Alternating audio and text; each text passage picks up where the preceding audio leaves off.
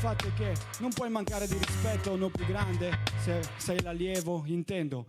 Se lui è il maestro e il mister, non è che vai a fare certe sviste, se no ti becchi certi fissi, penso che sia normale. Comunque anche il mister dovrebbe imparare a stare sulle sue, a non sbagliare, ma va così, è un momento di tensione, si può pure capire, è un momento di tensione, alla fine di una partita si può intuire, quindi per piacere evitate, perché siamo stufi in TV di vedere certe mazzate che poi è palese. Dite che succedono ste cose solamente quando in campo c'è l'Udinese e la Lazio, non è lo stesso screzio, magari ringrazio qualcuno per aver fatto lo stesso sbaglio, per mettere a repentaglio la propria faccia e fare pure una figuraccia. Che vuoi, sono cose che succedono e la vita è fatta così, ma un po' di rispetto non guasterebbe mai anche qui.